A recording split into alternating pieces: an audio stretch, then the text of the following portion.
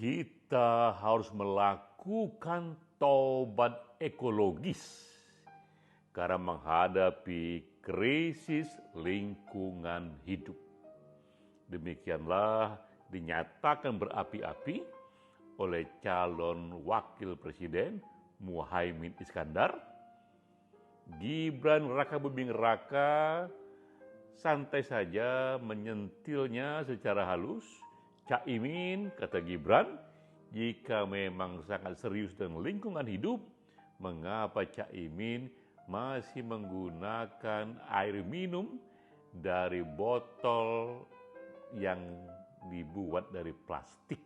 Bukankah botol dari plastik itu hal yang buruk buat lingkungan hidup?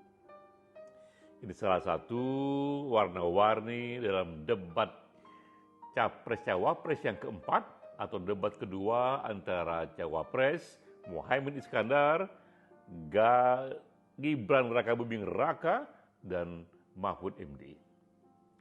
Tapi tentu saja hal besar dalam debat ini adalah soal gagasan. Gagasan apakah yang dipertarungkan oleh ketiga calon ini?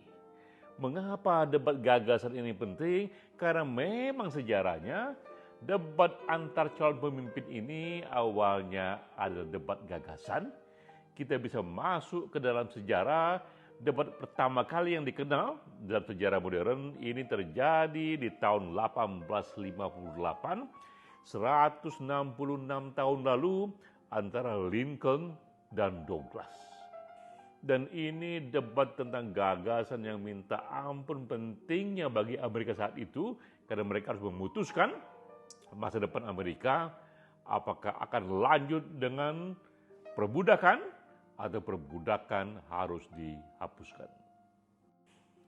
Debat itu awalnya dilakukan di lapangan terbuka, ditonton oleh 20.000 orang, dan formatnya juga debat pertama, mereka berdebat tanpa moderator, masing-masing bicara masing-masing 1 jam, lalu kompetitornya bicara 1 jam, dibahas lagi setengah jam, dibahas lagi setengah jam, selesailah itu debat. Barulah di era sekarang ini ketika debat calon pemimpin masuk TV, pembicaraan pun dipaketnya per 1 menit, per 2 menit, per 4 menit.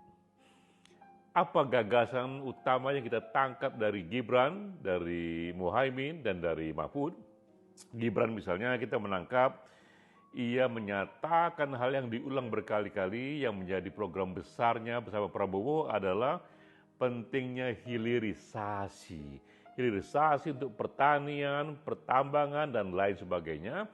Karena hanya hilirisasi inilah yang bisa membawa Indonesia keluar dari middle class trap, membuat Indonesia muncul lebih jauh lagi ke tahun 2045 yang disebut menjadi negara nomor 4 terkuat di dunia secara ekonomi. Dan Gibran menambahkan bumbu di sana bahwa ini hilirisasi terjadi di zaman now, karena itu juga dia harus memberikan solusi zaman now dan juga mengikut sertakan begitu banyak pelaku di zaman now, para generasi muda. Di samping kuat gagasannya, Gibran pun memberikan satu hentakan magnet kepada pemilih generasi milenial yang sekarang ini jumlahnya sekitar 50%. Lalu Caimin apa gagasannya? Ia memulai menyatakan tentang situasi buruk mengenai keadilan di Indonesia. Ada 16 juta petani gurem yang hanya memiliki setengah hektar, sementara ada begitu banyak pengusaha yang mendapatkan HGU ratusan ribu hektar.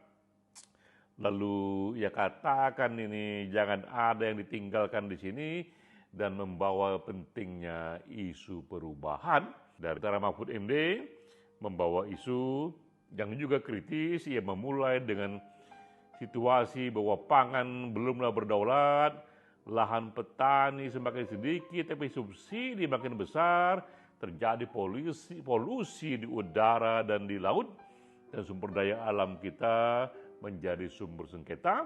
Dan seperti biasa karena itu keahliannya, Mahfud pun menyatakan perlunya eksekusi hukum mengenai komitmen dan keberanian untuk pemanfaatan sumber daya yang ada, juga pemerataannya dan partisipasi masyarakat. Siapa yang menang di antara 3 calon wakil presiden ini? Dilihat dari ketegasan isunya, memang yang tegas di sini adalah Gibran dan Muhaimin Iskandar, yang satu membawa isu perubahan, sementara yang satu lagi membawa isu keberlanjutan dan perbaikan. Namun memang Gibran lebih diuntungkan berdasarkan situasi elektoral hari ini, karena mereka yang ingin berlanjut dan perbaikan itu, dan kata lain yang puas dengan Jokowi, jumlah mereka sekitar 75-80%, sementara mereka yang ingin perubahan, yang tak puas dengan Jokowi, jumlah mereka 25-30%.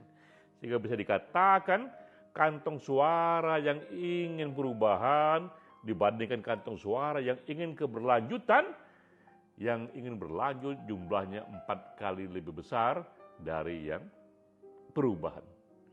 Ini situasinya, efek elektoral dari perdebatan memang kecil, tapi memang perdebatan seperti ini cukup cerdas dan layak untuk terus dirawat. Demikianlah Ekspresi Data bersama saya, Denny JR.